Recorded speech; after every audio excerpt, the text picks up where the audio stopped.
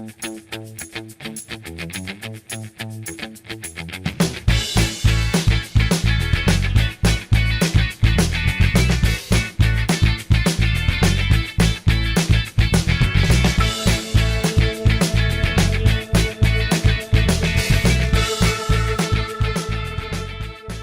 see, Nigel, if to think about the Beatles song in the past, I'm the one and only eurosceptic from Estonia in this place. At the same time, I can say that there are several people, and there are even new parties that are fundamentally eurosceptical. So I am one and only, but there are people behind me, and there are lots of them, and I think that next elections they will do very well.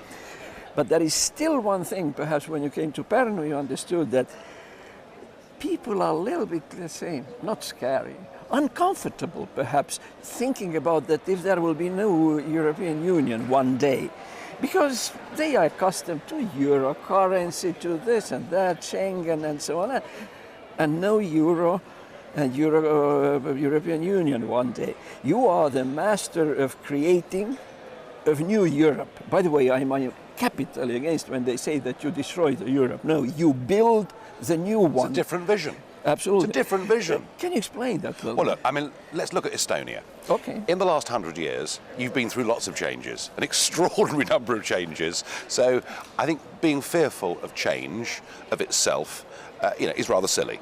The world changes all the time.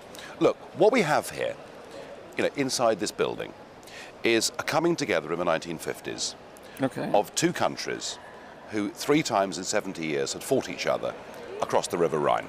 The Franco-German enmity that led to 2 catastrophic... Hostility forever. Horrendous hostility, 2 world wars that cost over 150 million lives, all right? So what happened here in the 1950s was a coming together of those 2 people to break bread, an understanding that the more countries trade with each other, the more they have reciprocity with each other, the less likelihood there ever is of conflict. So I do not for one moment ever criticize the intentions of many of those who said, let's have a European cooperation. Okay. But it has morphed and changed into something completely different. So it means European Union changed. By the way, yes, we joined that European Union that was changed already. I remember our motives in 2003. They were European money and subsidies.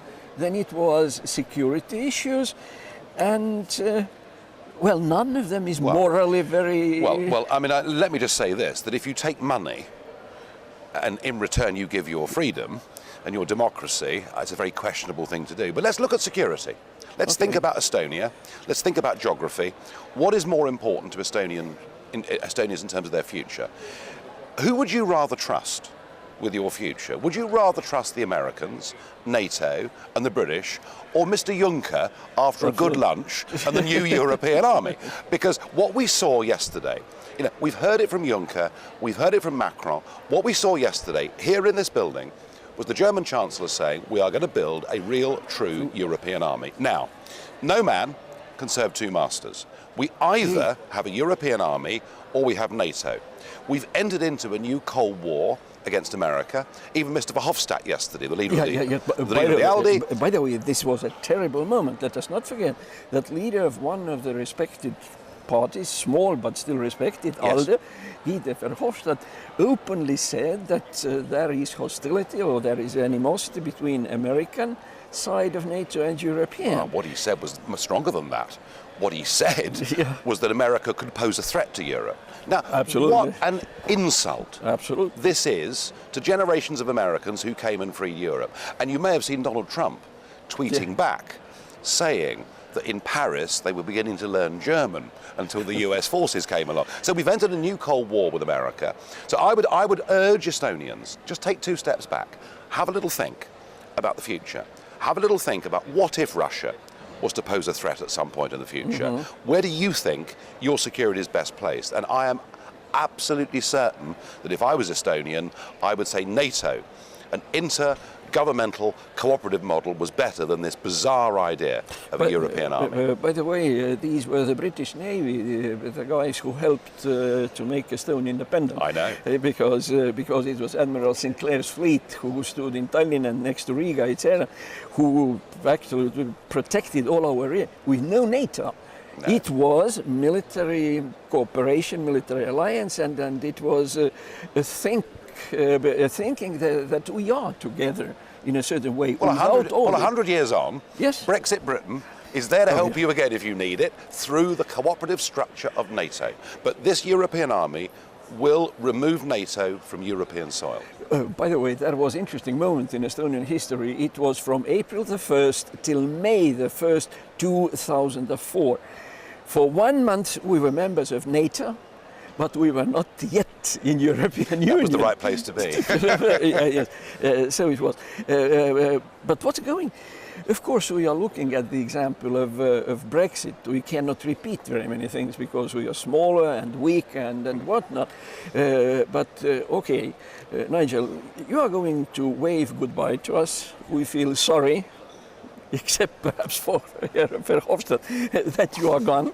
But now, what is your vision, let's say, when you look at Europe from over your left shoulder, what will be left behind? Well, look, let's look at what's happened since Brexit. Brexit was a seismic global political event. I mean, I think it was a massive contributory factor in Donald Trump getting elected in America. We've seen Viktor Orban in Hungary become stronger and stronger and stronger, saying, I will not accept diktats coming from the unelected European Commission on migrant quotas or whatever else it may be. In Italy, we have seen a complete political revolution. Two political parties who 6 or 7 years ago were very small in size are now not just governing Italy, but dominating the opinion polls. They have put together a very reasonable budget, 2.4% deficit, nothing very excessive or bad, to be told by the unelected, and this point must be made again and again and again, the unelected European Commission, it's unacceptable. So you've got revolution, political revolution taking place right across the continent. As Monsieur Barnier said last week, there is now a Farage in every country, as if this is some terrible thing. So all I would say to you is, understand that there is a massive political change coming. And I would urge, and I understand you're a small country, and I understand your concerns, but please. But these are just concerns. Yeah, they're just concerns. Because Eurosceptical feeling is truly increasing. Yes. Because one of two liberal parties that belong here to ALDE, who is now in the government and the majority party, that party was mildly Eurosceptic in 2004. At that time, they were the only party who at least expressed the concerns. Yes. So once again, we don't know which way. But the trouble is, you see, the trouble is, and I'm a veteran. I've been here in this parliament since 1999. I'll tell you what happens. Do you feel sorry to leave? I'll miss the theatre. I'll miss the drama. That bit I'll miss. What I won't miss are the bureaucrats, the paperwork. I mean, that I won't miss. But let me just tell you, I've been here 20 years. Yes. I have watched individual politicians from right, centre and left with Eurosceptic opinions come to this parliament, and within 2 years they become supporters of the European project. This is a very intoxicating place. Literally. Perfectly right. Because what happens is people get given, you arrive at the airport, and what happens? A chauffeur-driven Mercedes picks you up and brings you into Parliament. You get invited out to lunch, to dinner. For a lot are it's a millionaire's lifestyle. You can have free wine every day. Yeah, absolutely. It's a millionaire's lifestyle. And so what I've seen are a lot of individual politicians getting corrupted by this system. But at the same time, Eurosceptic thought is growing in all of our countries, yours included. Let's just ask ourselves a question. What is it we want from Europe? Now, I'm very clear. I'm very, very clear. Yes. And bear in mind, I've worked for French companies. I've married a German woman. I've drunk a lot of Spanish wine. All right, I like Europe. I love Europe. What I want from Europe, and I believe that I'm more in tune with how Europeans feel than Mr. Juncker is. I want a Europe of trade. I want a Europe of cooperation. I want a Europe of reciprocity. I want a Europe that recognises that issues like pollution or people trafficking cross borders. That's why we have had Interpol since the 1920s. I want a Europe that works together, is friends together, but, and this is the absolute key, a Europe of sovereign, independent, democratic nation states. And do you know something? For that to work, This was now important moment. This we will put in writing. But we don't need a European Commission to do that. We don't need a European Court to do that. And we certainly don't need an elected European Parliament to do that. We could do that with elected representatives from our own national parliaments coming together to discuss these issues. I want a Europe of cooperation, not one of centralised domination. Yes, absolutely understandable. By the way, this is one of the moments you pointed at that has always irritated, that if you're a Eurosceptic, they always say that you're anti-European. Oh, yes. I would say just opposite. If you are true European, then you are anti-Commission. Of course, because Europe is the most diverse cultural place on the face of the earth. Okay. You travel 100 kilometres across America or Australia, it's all the same. Go 100 kilometres across Europe, you get different languages and different cheeses. So we should be celebrating the diversity of Europe within the nation state with a close cooperative model. Last very personal question. I think other people are interested, but I am. How do you feel, how your nerves are every day to be in confrontation with hundreds of people? You start in the morning and you know that there will be some fighting against every day. And abuse. Abuse, yes. How do you feel? And you know, this is true, in Brussels now, most of the pubs, coffee houses and restaurants won't serve me. They won't even let me through the door. Why? Because I am the enemy. I am the devil. Goodness. I am the one that could bring down this wonderful gravy train that has given so many people a wonderful life. And this is Brussels. Do you know something? Most human beings want to be liked and want to be popular. When I first started to say these things here and started to get the abuse, it wasn't so easy. Then I had a plane crash, an aeroplane crash. And I thought, I was that far away from dying. I broke everything. I was very, very lucky to live. And after that, I thought, do you know what? I couldn't care less what they think. Okay, that's fine. But I think I am as a Christian. In the evening, when you say, God, thank you, it was a nice day. Give me one more.